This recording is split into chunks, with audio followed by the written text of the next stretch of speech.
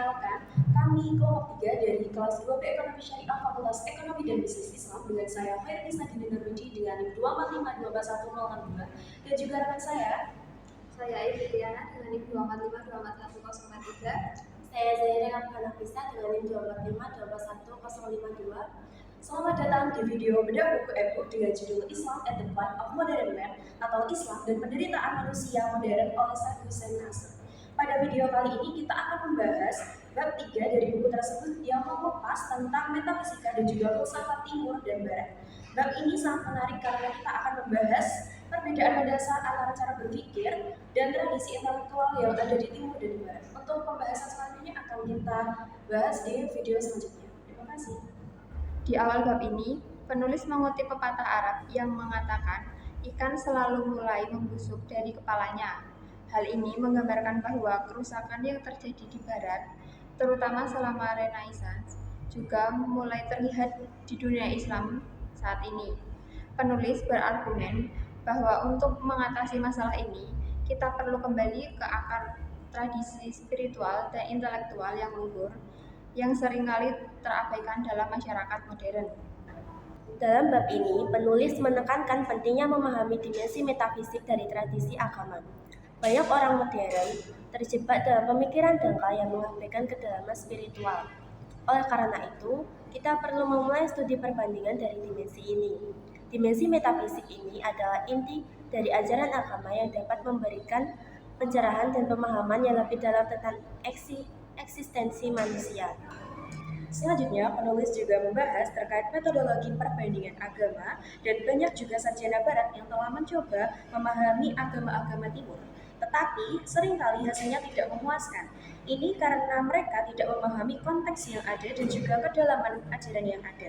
Penulis mengingatkan bahwa untuk memahami tradisi timur dan barat, kita harus melampaui analisis yang dangkal dan juga menggali lebih dalam ke dalam pengalaman spiritual yang mendasarinya. Komunikasi antara timur dan barat saat ini sangat sulit. Meskipun teknologi memudahkan interaksi, pemahaman yang mendalam tentang tradisi masing-masing sangat masih kurang. Penulis menyoroti bahwa kita perlu menyadari perbedaan mendasar dalam cara kita memperoleh pengetahuan. Dalam dunia yang semakin rumit ini, penting bagi kita untuk menemukan bahasa bersama yang dapat menjembatani kesenjangan antara dua tradisi ini. Di sini penulis menjelaskan bahwa definisi filsafat berbeda antara timur dan barat. Di barat, filsafat seringkali terjebak dalam logika dan analisis, sementara di timur, filsafat lebih terkait dengan pengalaman spiritual dan wahyu.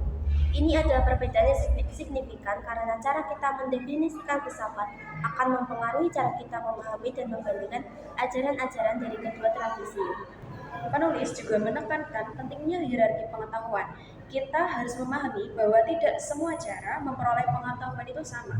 Misalnya pengalaman spiritual yang memberikan wawasan yang lebih dalam dibandingkan dengan analisis rasional semata.